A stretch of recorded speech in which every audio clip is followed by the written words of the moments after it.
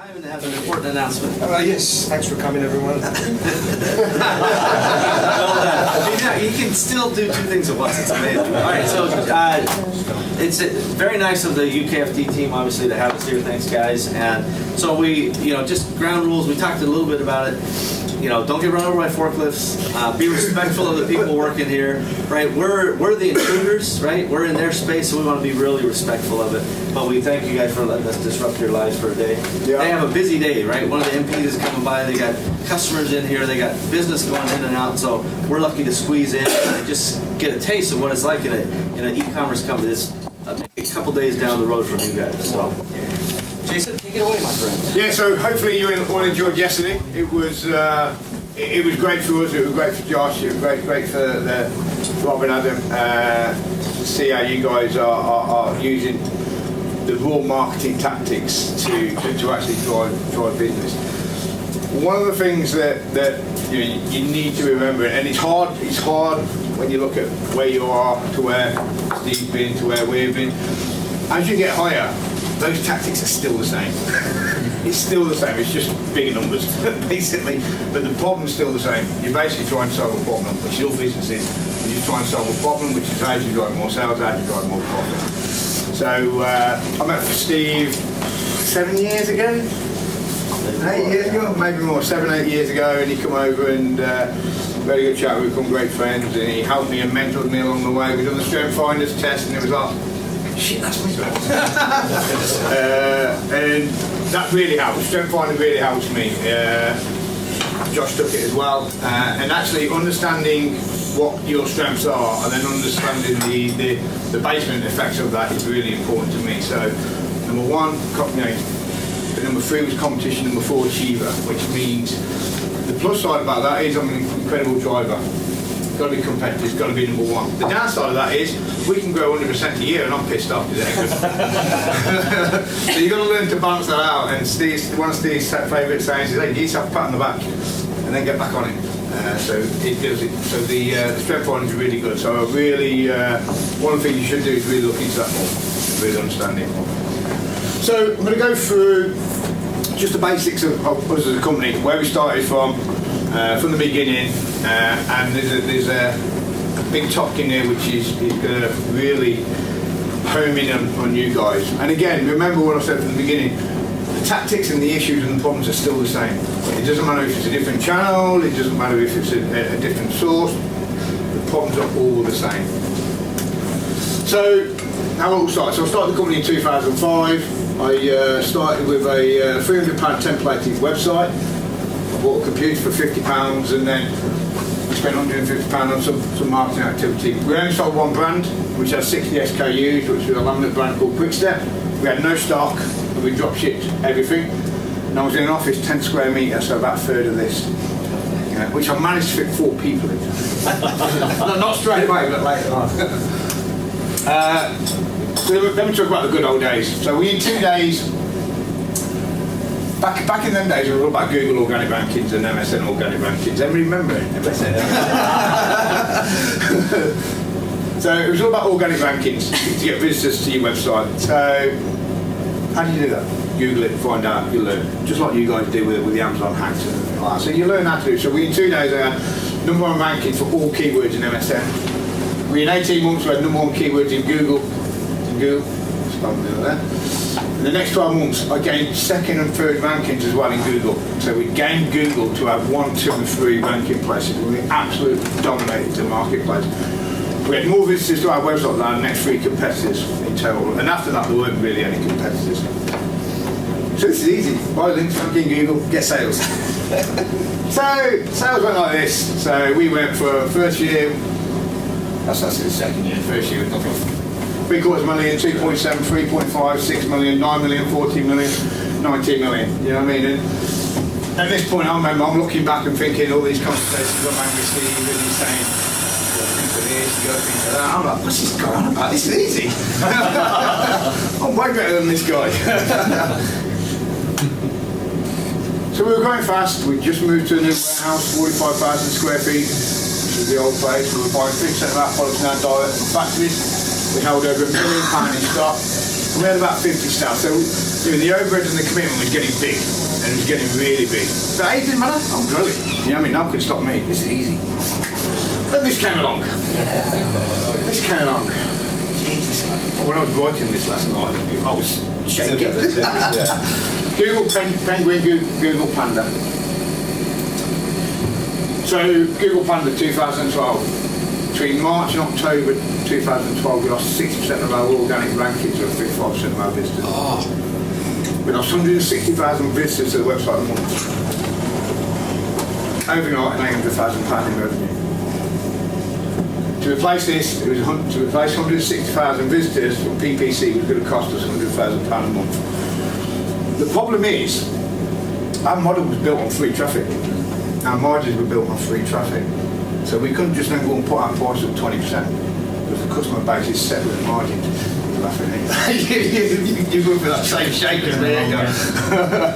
So we couldn't just replace that traffic. So we managed to afford to replace half of that traffic.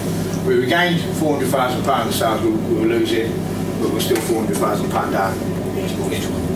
Profit margins are non-existent due to the increase in marketing spend. We just couldn't increase that marketing spend. So, okay, we started to build back and we sat down, we worked a new strategy out, we had to start buying a bit better, to increase margins, we had to slowly increase pricing to get the profit margins where we need to. We had to slowly continue to build a new marketing strategy based around Google. And then Penguin come. And in 2003 we lost all our organic rankings, and Google basically put us on page 1,000. Visitors dropped by another 30%. We had no more free visitors. We lost another 100,000 visitors every night, and virtually £500,000 in revenue stream gone virtually instantly again. To replace this cost, 100,000 visitors, 75,000 a month. There's a little bit of a Google CPC at this time, 65p. By this time, there was 75p. Okay, so where is Google? Google don't want people clicking on organic links. Google want people clicking on PPC, because that's how they make their money. Amazon want people clicking. So it's working for Google. And what CPC are we at now? 85p on average, but it's... And that is incredibly optimised. This weren't even optimised anywhere near as well. Even 12 months ago it was £1.10, £1.15. We had a big optimisation cycle that's brought that back down, so we went from 65 to 110, and then we've managed to optimise as we've improved and get more scale coming out. But it's a basic auction to supply and demand market. So as they're pushing more traffic or more people through it, in terms of essentially the advertisers, CPC costs just continue to climb. They're only ever going one way. So for Google it worked. Google profits went up, revenue from CPC and pay per click went up, and it's working. So the graph really looks like this as you continue. So we dropped from 19 to 14 to 13, started then growing back to 15, 20, just done 25, and we're on target to be 33 million here. So, but this was incredibly hard. It was incredibly challenging. We didn't know how to run a business here. We were just living on the back of Google, and we were good at purchasing, we were good at supply chain. But this is where we had to really understand how to run a business. And do you know the worst thing of all this is? I knew this was coming. We knew this was coming for 2 years, and we knew we had to diversify. We knew we had to de-risk away from Google. We knew we had to push some into PPC, and we just ignored it. And we must have meeting after meeting after meeting. Now we need to get off this Google free drug. And we did, but it was their choice, not ours. And then just a little bit about the org chart. So it's really important that, as Steve said yesterday, the why. What is the why? And this is something that Steve really helped me with, what the why is. And also how to structure things and how to put processes in place. Before it was me doing everything, then it was me and Josh doing everything. And this is the current structure. And one of the things that Steve highlighted yesterday is really important. You need one of these. If it's just you need one of these. And you can see here, this is outlined in blue, because this role isn't filled, it's still due by me, but I've got to fill that role. Before this role was filled in September, this role was blue, and it's me doing that role. So you've got to understand what your org chart is, you've got to understand what the departments are we in that org chart, who does what, because how can you recruit if not? How can you build a JD for a supply chain manager? How can you build a JD for a contact centre operations manager until you know what the org chart and what the responsibilities are for that area? That's it. Nice and simple. Totally was. I wanted to come. There's loads of things I could have talked about. There's loads of success stories which you tend to remember, but you remember a lot about the pitfalls. There's a huge amount we can go through, and as you continue to grow, you'll come over those hurdles. I wanted to concentrate on one thing which I think is really important for you at the minute, which is you're relying on Amazon. And as Steve said yesterday, max the heart of that, but also look at, okay, how do we diversify? Because you guys know it's coming. You're clever people, you want incredibly successful business. You know what Amazon are changing. And it might not be in the next 6 months, it might not be in the next 12 months, but in time they will change, they will monetize it more and more and more. Just don't do what we did. just know it's coming and do nothing about it. So the channel, one of the easiest things for you is moving to different channel marketplaces first of all. But definitely look outside of the marketplace ecosystem as well. But just make sure you don't take the eye off the ball, because that's what's generating the revenue and the sales at the minute. Keep Amazon ticking, keep Amazon, smashing Amazon hard as you look at migrate across into different platforms. Yeah, very well said. So anybody have any questions for Jason while we're here before we do a walkabout? So does anybody, I'm just curious, I'm sorry. So you can see the Google thing coming. Yep. What's the other stuff that you're kind of like a little bit anxious about that, or a little bit worried about that? I'm not worried about anything now. You get through the point, and I had a great mentor with Steve, and he really was a great mentor. And by the way, the things that he's telling you and I'm telling you, the minute you're going, yeah. You'll get through. In a year's time, someone will have you go, shit, he was right. So once you go through that journey and you realise, for me it was always about I need to get there.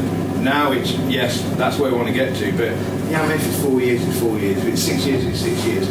You're going to hit hurdles. You're going to come onto a hurdle somewhere in the future. You know that there's a curveball going to come in. It's how you approach that curve. When you know that curveball's coming, it's easy to understand when it comes in, and you deal with it completely different. So in terms of worry, nothing really, because I know that the curveball's coming. You know what I mean? There's going to be loads of issues thrown at us over the next 12 months, over this week, today.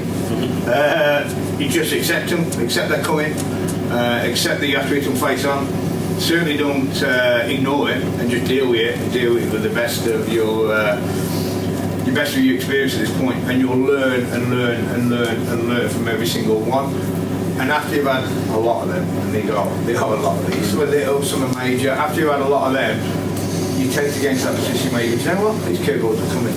And do you know what sets the more successful people apart? Is the guys who knows that coming and get over it. Get over the hurdle, because that's coming again, because there's people who won't get over that hurdle. And every time one of them curveballs and one of them hurdles come, it's going to be a competition dropping off, because they can't be bothered to get over it. You know what I mean? And the only thing that stops you being successful is perseverance. Because if you want to learn, if you want to understand how to do it, you'll do it. Taking the knocks, taking the curveballs, persevere, move forward. Yeah, the point when you build a resilient kind of business, his org chart is built for resilience. Yeah. They're full-time problem solvers. That's what they do, and that's what you guys have to do. And if when I first met Jason, the position of the UK market at that time was looking back in time to the position of the United States maybe 5 years earlier, 4 years earlier. And it's like, oh, yeah, I know what's coming. This is going to be hilarious. And this is going to the suppliers are going to do this, and then, and by the way, when he first started, he was all drop ship branded, and now he's 100% private label, has been for a long time. Yeah. So that same evolution that you guys started mostly private label, right? And that's good. So you already have an edge. You've started on a platform that has allowed you to de-risk and have very low upfront costs. That's also very good. But this should be an eerie warning for you. What Google did, Amazon will do. If that message isn't clear enough for you, it should be. you will not get free magic pixie dust traffic forever. It just won't happen. We talked about, the fact that reviews are harder to get. Ranking, launching is harder and harder. And I guarantee you, Amazon's going to come out with things to make it easier. They already have on reviews. There's the early review program. There's the Vine program. And shockingly, these have prices attached to them. Sponsored products 5 years ago didn't exist. Today, it's a $2 billion business for Amazon. And it's just now getting the resources in Amazon. Amazon's like, 2 billion? All right, that's now worth our attention. So now they're putting a lot more resources. In 3 years, it'll be $5, $6, $7, $8 billion. Guess where that money's coming from? It's coming from us. And if you're not ready, if you expect that magic pixie dust free traffic forever, you're building a business on a surprise ending. Spoiler alert, he just showed you. Luckily, it's not the end, right? Because we're resilient and prepared. So Jason's already lived what you guys are going to live. It is like looking back in time. And I'm sure, I know he can see it. Now, even, like he said, even as you guys hear this and intellectually you're like, yeah, that's all very interesting, not applicable to me. Right? That's how it feels. Your wiring is built to go, maybe these guys know something, maybe they don't, but for my situation, I have some special reason why physics don't apply to me. But I assure you, the laws of physics apply to everyone. And Amazon will make money, Google will make money, and you can make money, but only if you understand that they're components of that greater ecosystem. Yeah, definitely. And like I said, Steve, I was the same when Steve was telling me about this journey. He said, I've lived this path. I've been through all these pitfalls. Yeah, I'm going like this. He don't know nothing. so it was good. But as Steve pointed out, it's easy because of structure. Because understanding understanding how to scale. And the biggest issue for me was understanding, I wanted to be here. How the hell to get here? Because at the minute I'm doing everything, and it's stressful. I've got to jump from this role to this role, to this role, to this role, to this role. And I want to turn the business into a huge business. Move into America, move across Europe, add different product categories on. And just continue to remember back to what Steve was saying and how you have mentor is you've got to be able to scale. And to be able to scale, you've got to put structure in, you've got to put process in, you've got to have clarity on what those processes is, clarity on ownership, and bring people in who actually take ownerships. Josh, Tracy, who you'll meet as well in a moment, COO, a strong CFO in as well. Bring people in. So for me now, I'm doing what I'm doing best, which is problem solving.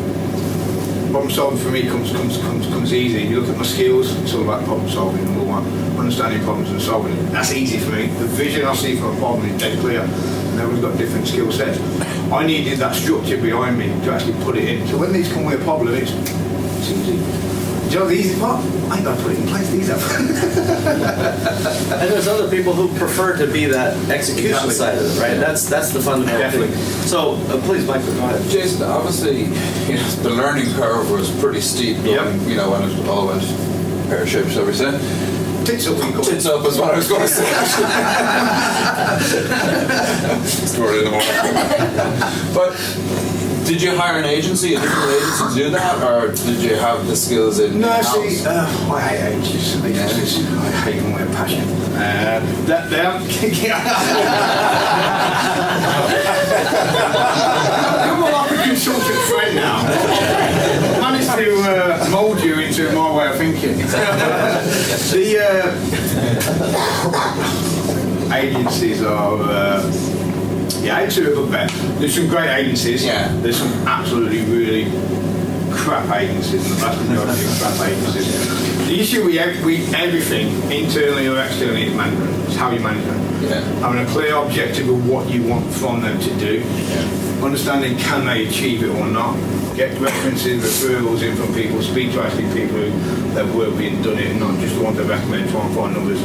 And have a clear objective, what you're trying to achieve and how you're going to reward them. And if you can get them on here's your base, and here's the success commission structure, then good. But all our PPCs are externally because we've got we've got one of the best agencies in the UK. Okay. So they are out there, but they're here, and the rest of them. It is a fine number. I mean, we're with our existing agency now, but it took us 6 years to find them, gone through 4 agencies over that time to get to the right one. And it is just about there is a lot of crap out there, a lot of bullshit. It's trying to get under the skin of it yourself so you can pull bullshit across the table when you need to, and then being able to find the right volume. You've got to understand your objectives. Yeah. What are you trying to achieve? How are you going to measure that success? These are all coming back to remember. These are word for word, aren't they? These are word for word for the Steve vocabulary. What's your objective and how are you going to measure success? You know, and that just isn't aimed at anything you do. How are you going to measure success? What does success look like?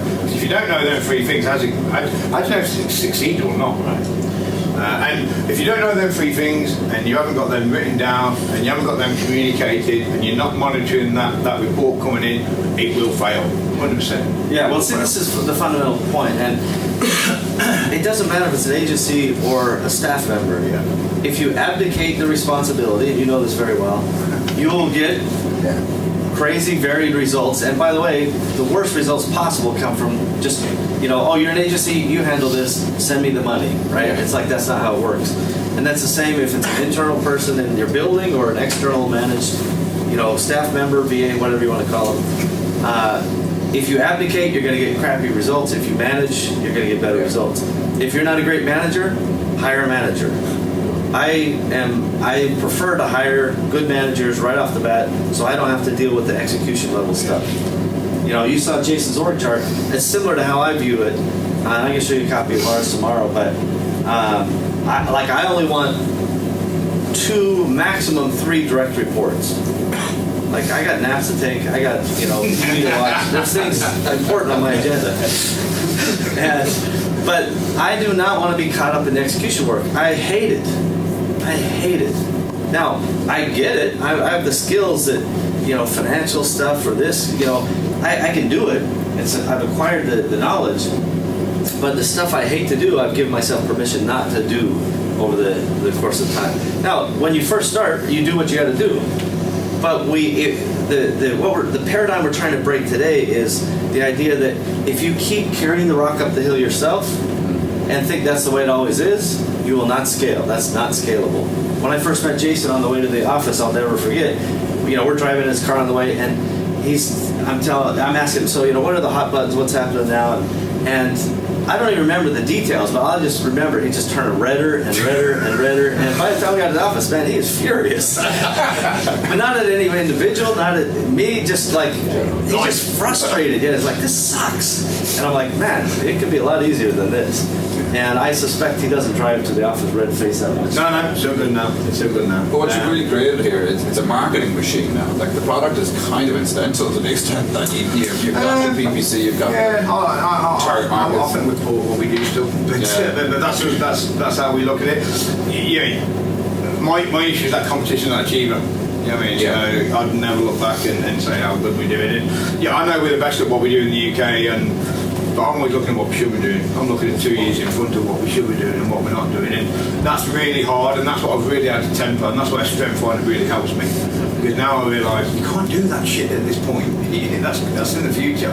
Get it documented, get it structured, make sure you got your team in place, and you can push it through. And we drive them hard. The work we do for the team we get is a lot. We get through a lot of work to drive these guys hard. But it's all about team. It's all about having the right team in place. So, yeah, I do appreciate where we are. Hey, a victory lap now and again is a good idea. Yeah, it's very interesting to hear you talk about the pitfalls that came up during that period. But I'd be interested to hear, where do you see the greatest opportunity for your company in the next few years?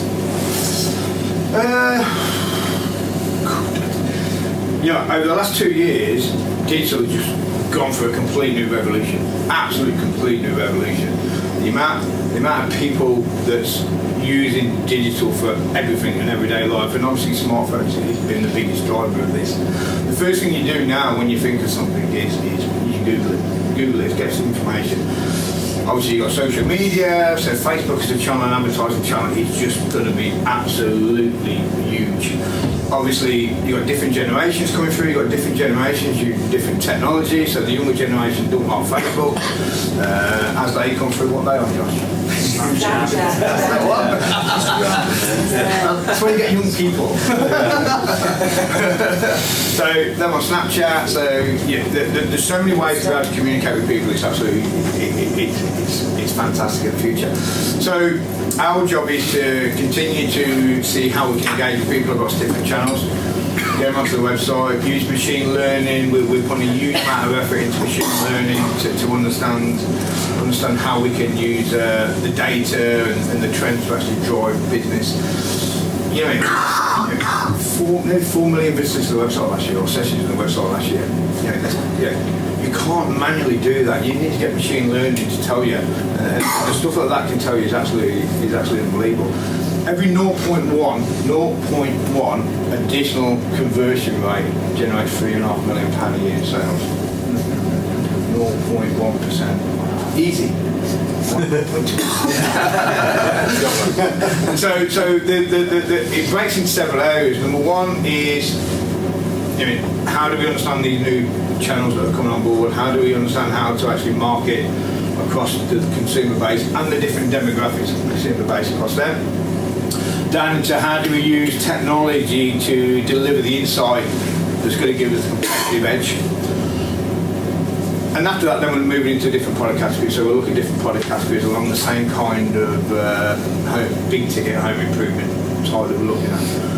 And that's really the next 3 years. We might chuck a European website up. We might chuck an American website up. It's something that's on the horizon for me and on the agenda, and I just can't get it. So, but I've learned to do things in the right time. Because we had some fun, haven't we? Hey, let's do doors. Yeah. All right. Yeah, we had some failures as well. I've tried to do doors. We've tried to do beds. Yeah, I've got a bed website operation. Bed website operation for 2 weeks. I can't go. Bearing in mind that we had no structure. No, we had about 50 people, 60 people. There was no structure. It was still me doing everything. We took the team off that to do that, marketing team. So then what happened? Sales went down at UKFD because nobody was doing the marketing. All learning curves. So now it's a case of having a very, very clear plan and actually when can we implement this. And the team will never be ready for when I implement something, but they'll be a lot closer than what we used to be when we used to implement things. So yeah, for us, big expansion plans. Yeah, that's really great. Thank you. But everything is around marketing and insight. If you get that right in one product category, it's easy to replicate that across something else. So when you went through those, was it 3 years of dropping, just stabilising, were you ever at a point where you thought this is it, it's gonna fold? We cut staff. We cut staff. So one of the biggest things that you have to do is be honest with yourselves. Be honest with yourselves. Numbers don't lie. Having a big team, growing good sales, all that matters is that bottom line, and more importantly, all that matters is cash flow. And so we had to cut staff. I think we got to 50. We dropped down about 15 staff, 20 staff, got down to about 25 staff. Pulled it back in, got tight. We cash again tight because we had to buy from because of the PPC. So we had to drop buying in China. We had to come back and buy from some UK importers because we just couldn't fund the payments. So you do what you have to do. It's problem solving again. And that may sound as if it's a lot bigger than what you guys are doing, but it's not. It's the same mentality. You're problem solving. How do we get our rankings better? How do we get higher? It's the same process what you go through. Just bigger numbers and more scary. Yeah, I want to make sure that, we've talked a little bit about product being incidental. The product is vital. You guys selling something that is important or valuable to your customer, that's important. And this idea that you can just, here's a case, you stick your name on it, and now you're going to be a world-class brand, that's the white label or the private label concept, but you guys really should be building a brand, so your products are going to be differentiated. But the lessons that we're talking about, the product category is not relevant, right? Yeah. All of these lessons, forget flooring. It doesn't matter what your product category is, all of these lessons apply. And the marketplace lessons apply. And again, even mentally, as you hear it and you're taking it in, today you may not even fully appreciate it or believe it But as you see the patterns fall into place, you'll at least be able to go, oh, hang on, you know, sponsored products is getting harder, sponsored products is getting more expensive. How am I going to optimize that? Now, if I lost all my organic traffic on Amazon, what does that mean for my business? It's coming. Not necessarily in the next 6 months or even 2 years, but it's coming. And 24 months is an approximate range where you're going to see significant change in how Amazon monetizes their placements. So just be ready. That would be my main point. And don't think that because this is a big ticket complex item that it's any different than yours. It's just a widget that ships out. Yep. To scale at the rate you did, was additional funding required? No, we're debt free. We've got no funding. We're debt free. We've resisted that. To be honest, we were going for a deal at 19 million. Remember? I do. We were going for a deal at 19 million, and then Google decided, I ain't giving you, can't have a deal. So yeah, so we were talking to people at the time, so we were looking at the answer investment to continue that growth, and as soon as we lost our banking, there was no deal on the table. Again, Steve's always talked to me, and we were talking, and through the years, you got to monetize it. You got to monetize it. You got to think about monetizing it. And even though you may be thinking of it, you got to get at the forefront. So this business is always up for sale, always up for sale. So it's money. Every day we prepare to monetize and to sell. And we've got options on the table, and we'll see where we go. At the moment, we can continue to grow. We've got enough cash to grow. As we depending on how fast we want to expand, we may look at options. But I've got no sentimental attachment to this business whatsoever. This business is to develop wealth, and that's it. And have some fun along the way as well, which is great. My view is I love running businesses. I love creating businesses. When the price is right, this company will go. I'll take a little bit of time out, and I'll do something else again. So that's my view. If that means me taking this up to £1 billion or £500 million or 100 million or whatever, so be it. But when the price is right, it'll go. Don't tell anybody about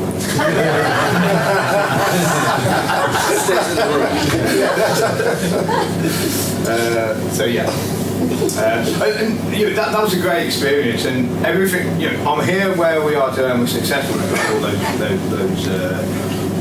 hard times and those lessons. That's what you're here for. You don't learn anything when you're growing this rapidly because it's easy. You learn about yourself more importantly when you hit issues. Just remember those issues are coming. So try not to panic and just go, okay, let's sit down, clear your headspace, and how do we solve this? And that's the fun part. Problem solving. Not for me anyway. So the things, when you start out, capitalizing growth is tough, right? How do you get enough stock? And then you're like, well, at a certain point, the math just doesn't pencil out. I can't buy my next thing as fast as this stuff is selling. And then you're like, well, it's impossible. And then, no, it's possible. What if you didn't have to pay for it so fast? What if you had terms from suppliers? What if you could finance your inventory once it arrived here in the States and get a second line, essentially adding 4 months of free cash flow to you? Right? Maybe you haven't solved these problems yet, but there are solutions to these things, and that's the point. I think that's really key. So just to go in a bit more detail into that with Steve. So we started drop shipping, so it's dead easy, credit account up front, very, very small. We got payments off the customer up front, so we can continue to pay that credit limit down to normal. Then we went into a little bit of stock holding from the UK distributors and started stocking pallets. And every time just taking a little bit that cost down, so your margins are continuing to improve. You don't go from drop shipping to sitting on £2 million stock, and this is what entrepreneurs do. We just find a way. We find a solution. We find a solution to drive it. So this company's been built first of all on the back of Google Organic. That's how it's built. Free visits, and then when the free visits hit, I turned my attention to my suppliers are funding me. So he's going over the suppliers. It was increasing credit limits. Some of the stuff in China where we were having to pay up front, we pulled back because we couldn't afford to pay up front. So we went and seen a couple of big timber merchants in the UK. We were trying to get into products. I went, mate, we can give you £3 million business. I can take the factory to buy from. This is what I'll pay for the factory. You can get 4%. You can get 4% facility fee. Definitely. So we get £750,000 credit limits off these suppliers when we should never have had that limit. I mean, then we're helping them set up factories, so we use that.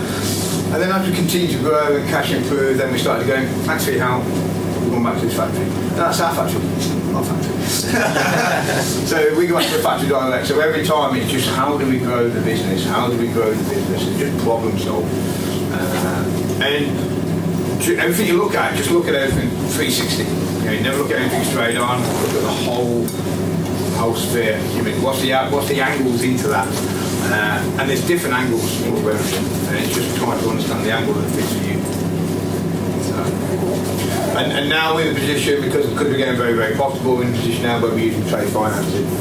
So we're looking at, okay, do we get some capital investment to grow, or do we grow ourselves? You know, investment's expensive or cheap. Depends on where you are.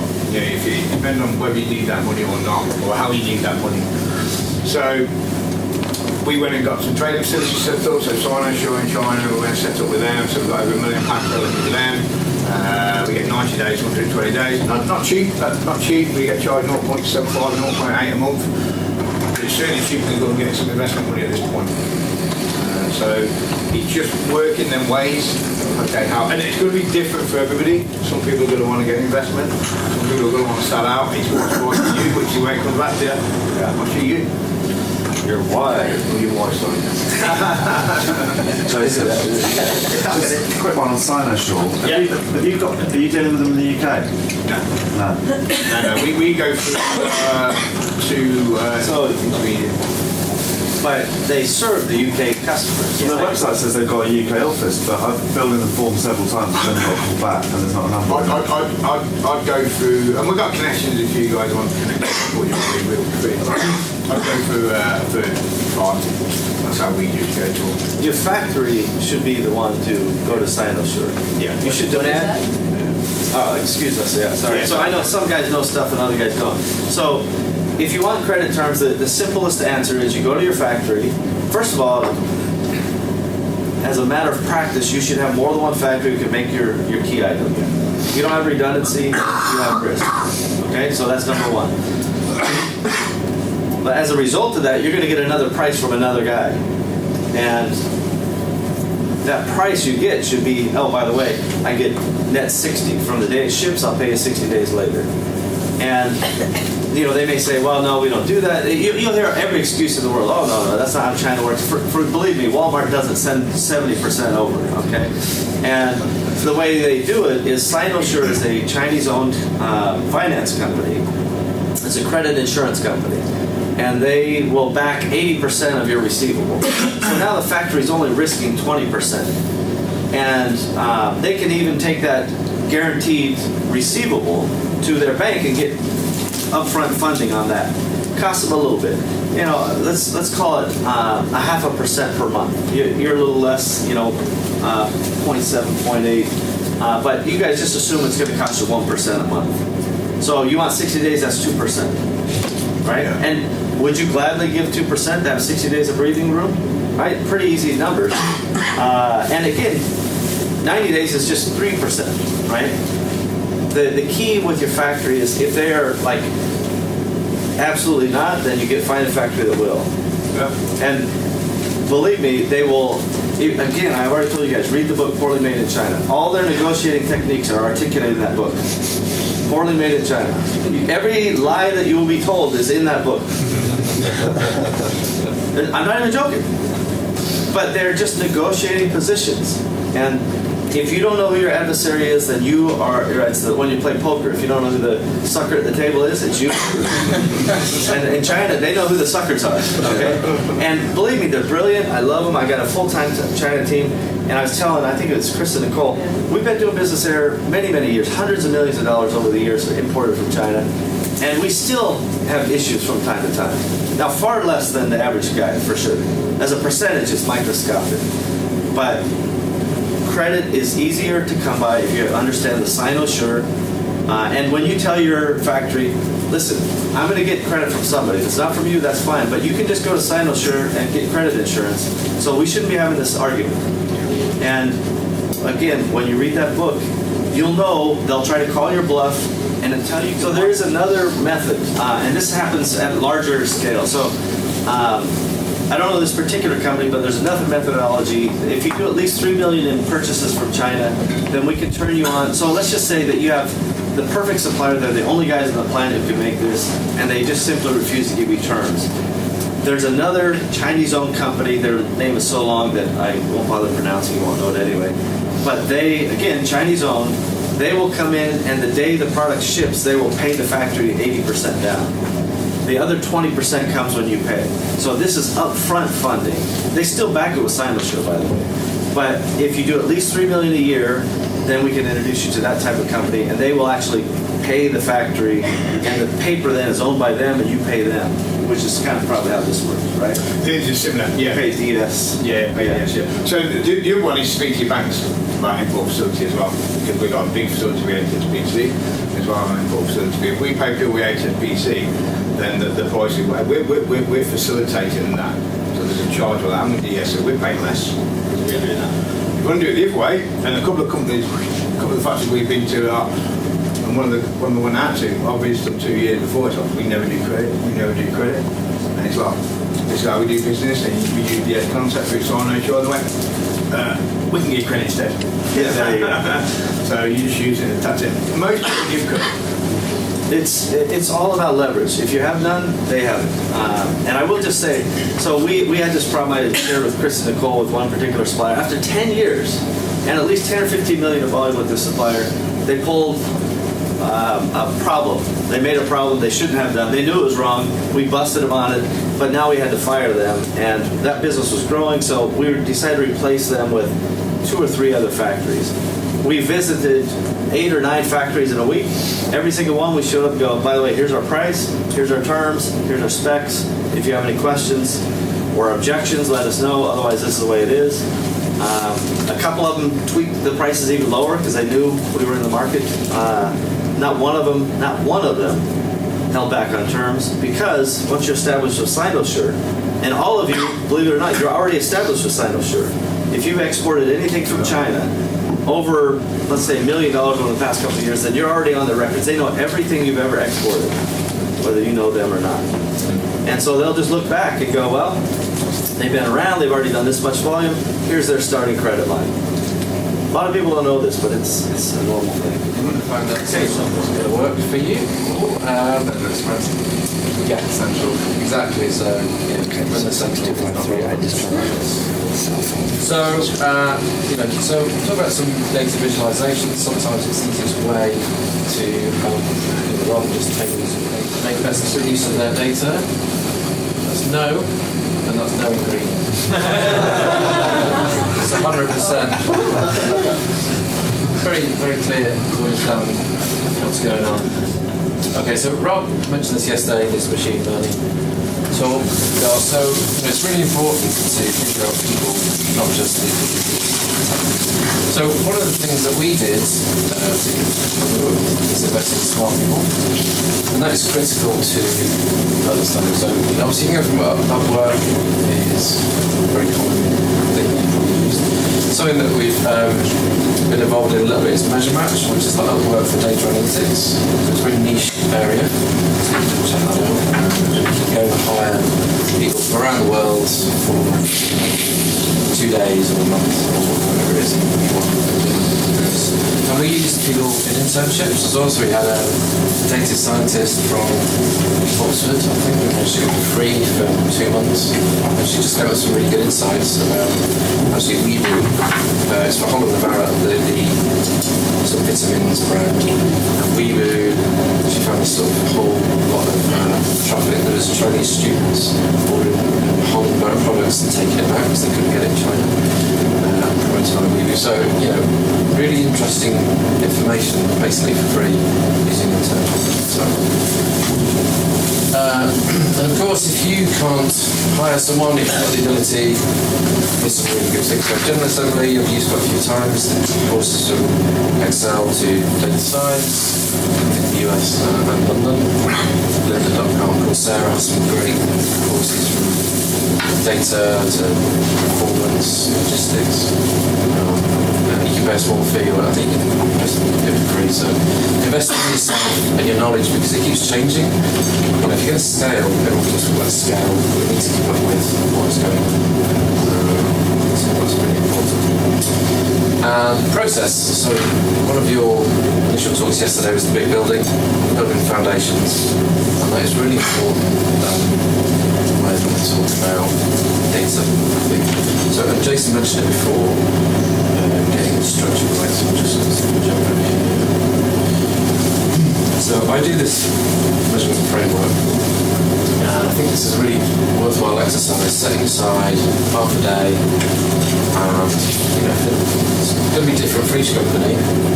What are your key business objectives? Is it ranking? Is it number of reviews? How are you going to get there? How are you going to measure these things? And over time, you see, am I hitting these targets? Or is it going down? Am I getting more one-star reviews? What's the effect? So it's a very simple way of thinking about it. You can see KPIs and metrics. This is going to be a dashboard for your business. You can I'll try to send those back.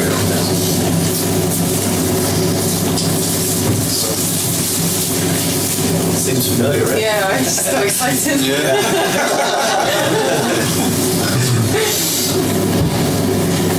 So the measurement framework I think is critical, and that's what we built here and various other businesses. And so many companies just have loads of metrics everywhere.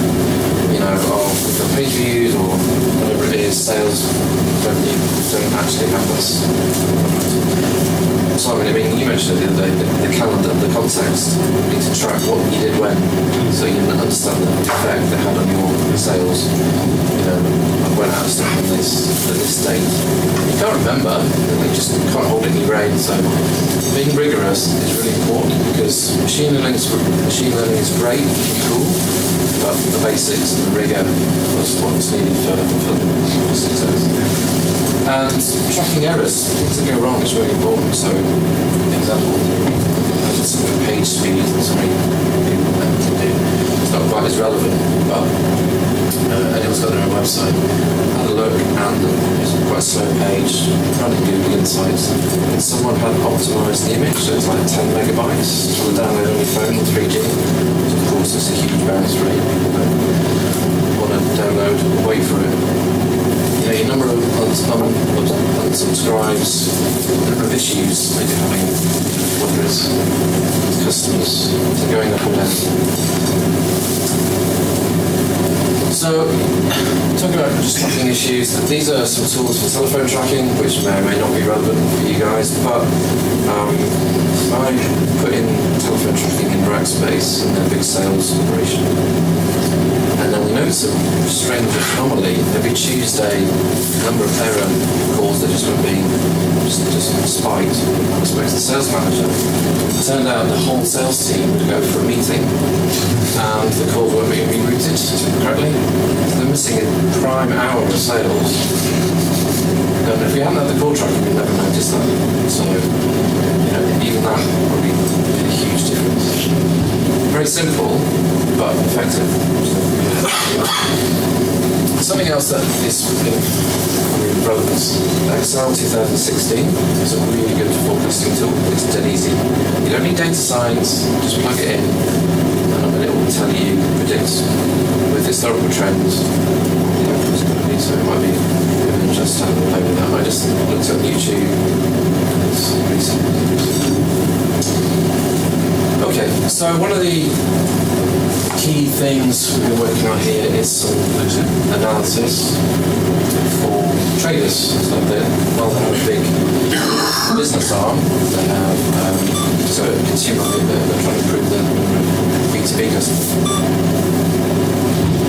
So questions like, who are our best traders, who are our most loyal customers?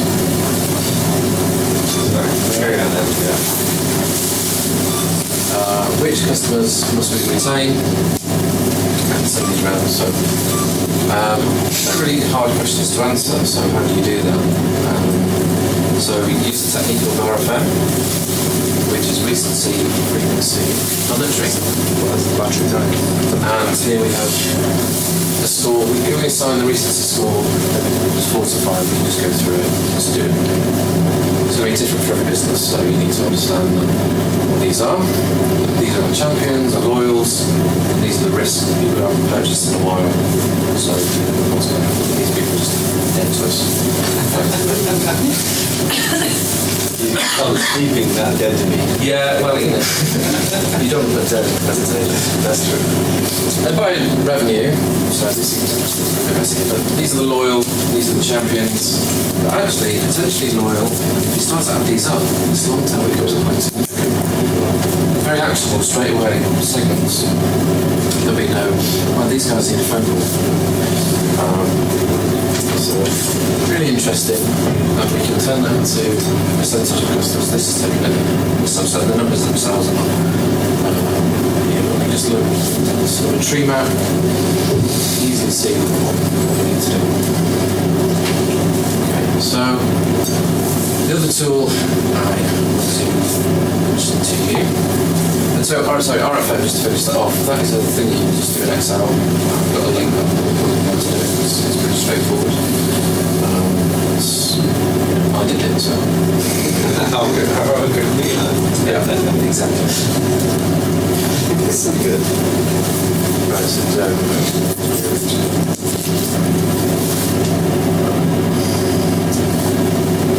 so Domo is a data visualization platform.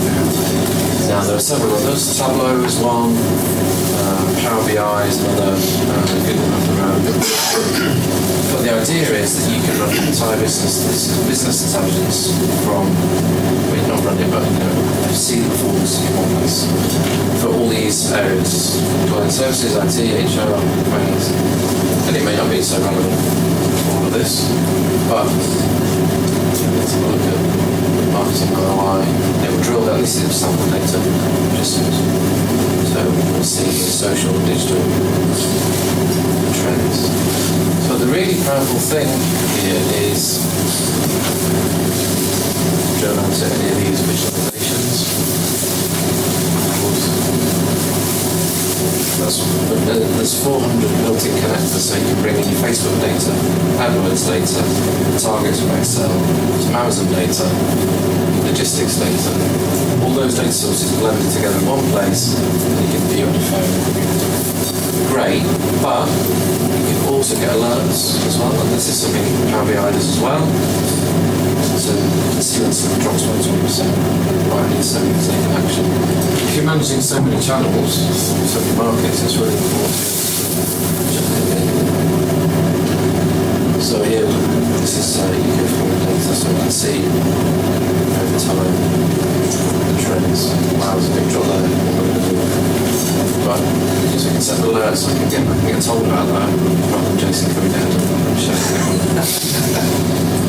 pre-order amounts. But it's got another neat feature as well. There's like a Slack type thing here. You can start conversations with your analyst or VA or whoever it is, and it will talk about specifically about this card or whatever. So quite a very handy tool.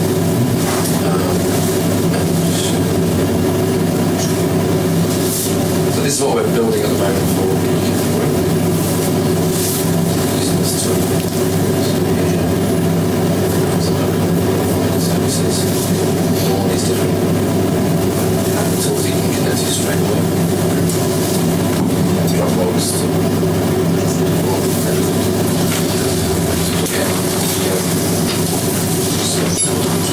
So just in case you guys missed it, MWS has a connector to Domo. Domo is kind of expensive, but you can take a look at it. But your data, you can get it in here. How much is the kind of data? Anything from MWS, sales, there's a whole bunch of things in Amazon MWS. I don't remember all the details, but you can look at a lot of different trends. Did you connect multiple ones and set our accounts in one system? Or do you have to have a different phone account for each one? I'm not sure. I would imagine you could probably do more than one, but I don't know. How much is it, Steve? It's well, the pricing's just changed. I think it's about $80 per year per user. There's a platform so, but you know, if you've got a really complex, large-scale business, it can be valuable. Yeah. What are your login details? Actually, no, in all seriousness, there is option to get, if you want to speak to me about getting a trial account, then that's all for you as well. So 12 months.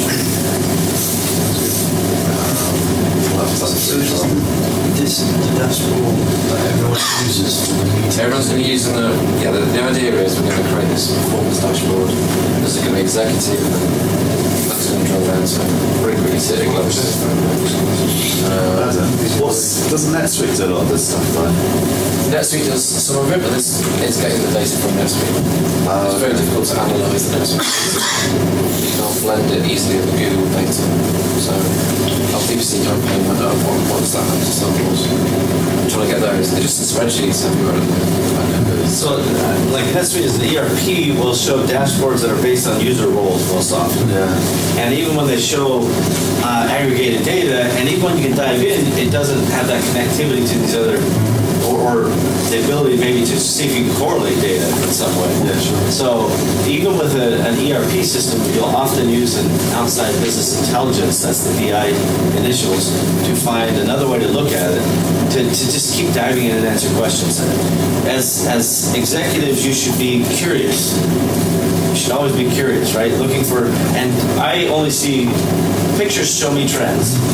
The numbers, I can dive in after I see the trend and then go, well, this is when it got ugly, but the pictures show me trends so fast. Yeah, so I mean here, I took a NetSuite report. This is for the trade team, what they do. They assign each trader whether they are a contractor, a tradesman, a retailer. So this is hard to get out of NetSuite. But immediately I can see, okay, well, this is the number of property developers. Okay, but why is there a value of none? So they haven't been assigned at the time. So he's going to speak to the people, like, why are these traders been, we don't know what they are. So it's immediately actionable.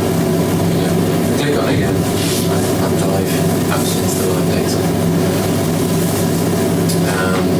And it says Power BI as well is another good tool. I just don't think it's the Amazon plugin built in, so really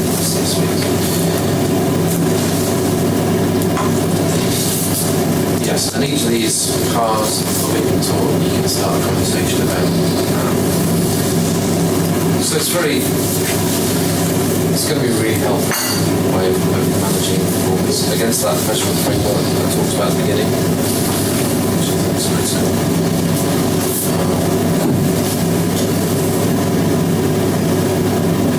These are just some books I think probably relevant for you.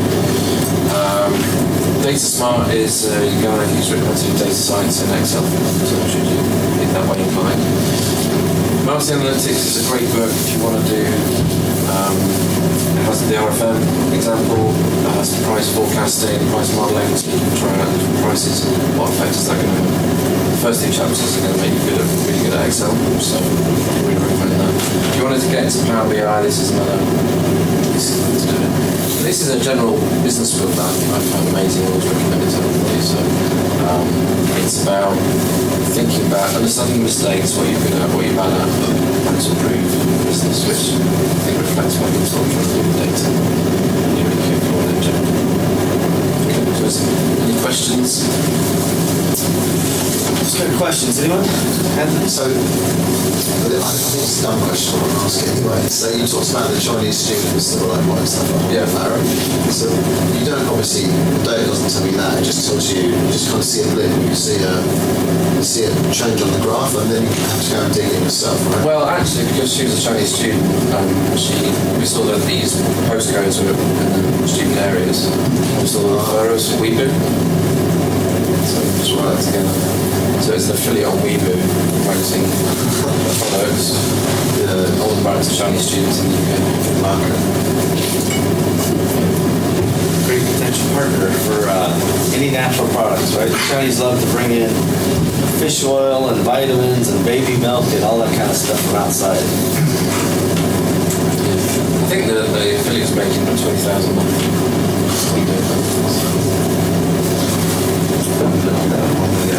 Yeah.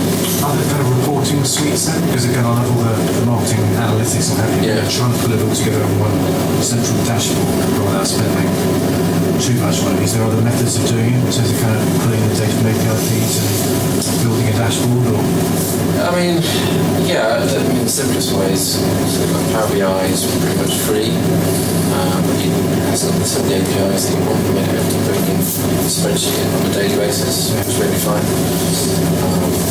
You can Excel as well, so it's, but yeah. Google has their new Data studio. data studio. Yes, it is what it is, right? It's. We always are like, all right, that looks really cool. Oh, hey, that may not be manageable or expensive or whatever, or time consuming. And then we always try to cut back and go, no, I just wanted the easier way. What's the easier way?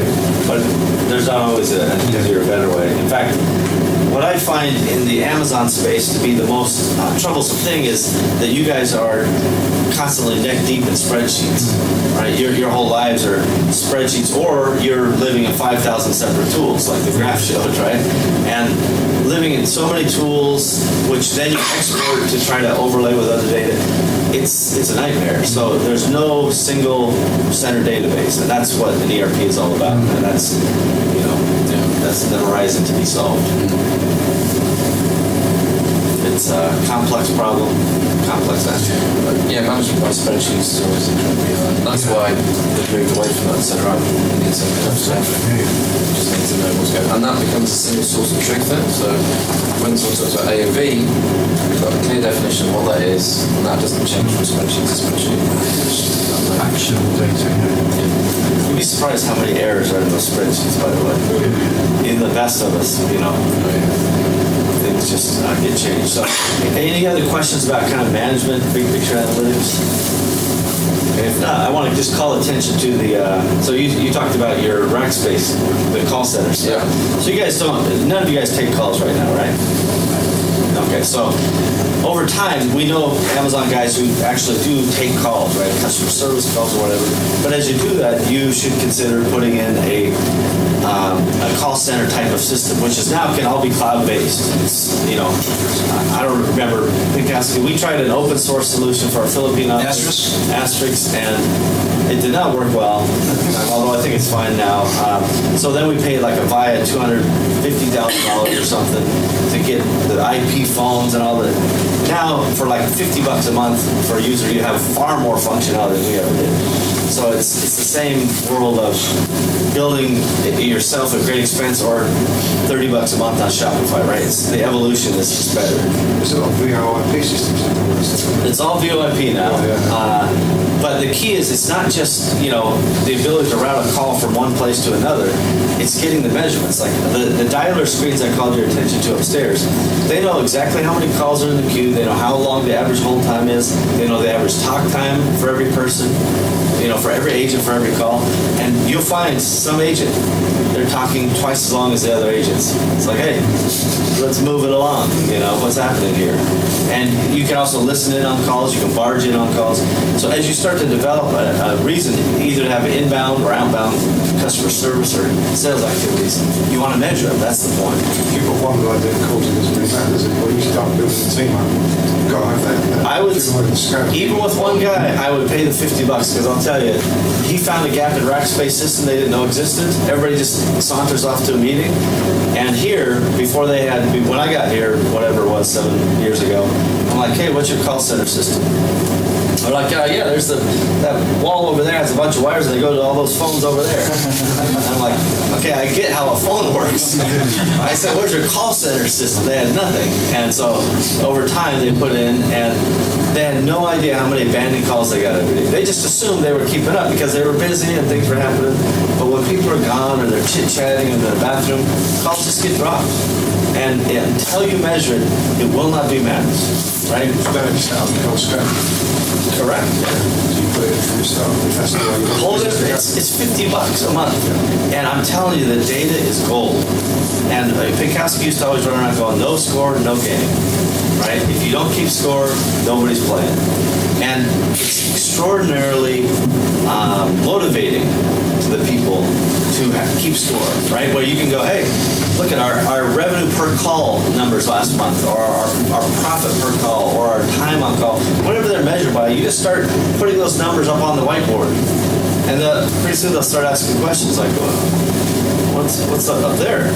You just write down, record revenue per call, whatever it is, $180, $200, and they just naturally will start trying to beat that number.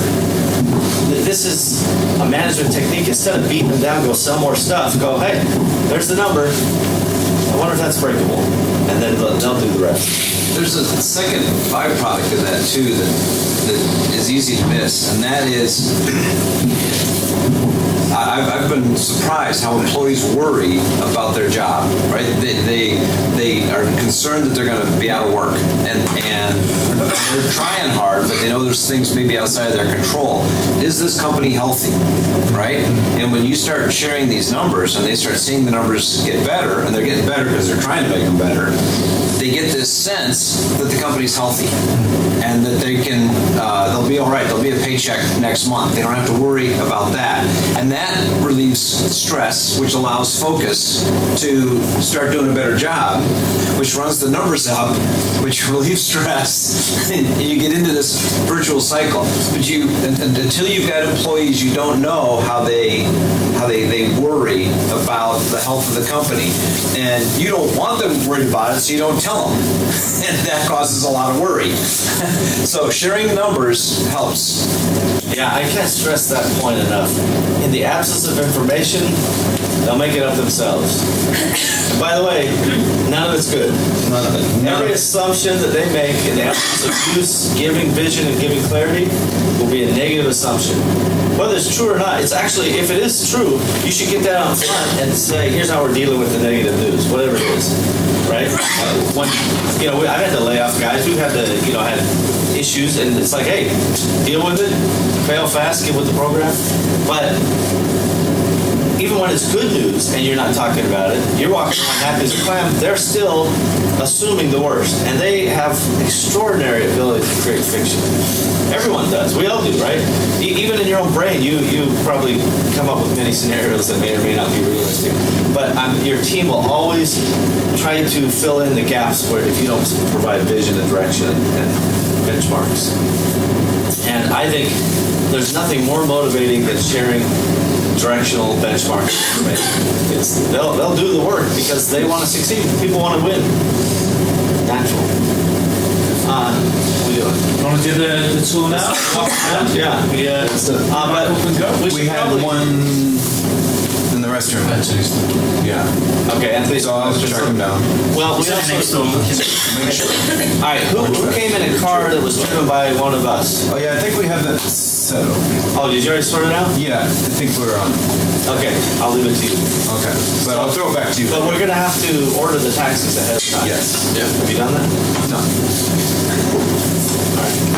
Well, we're on. Let me write on the whiteboard. Order taxis 0. Let's see what happens here. Yeah. So We're on. you'll We're on. collect. We'll go in the toilet. Wait up for him. He's busy. Hey, come on. Yeah, we'll just wait another minute. Any other questions before we head out? Let me ask you guys this: Do you guys see any lessons here, or is all of this irrelevant? Is it irrelevant? It's making a Is it interesting to kind of see how the evolution of the company's gone, literally from a 10 square meter room to I think from drop ship to this is 60,000 square meters? So all started businesses out at one point or another, just had a garage or Yeah. a couple of desks somewhere.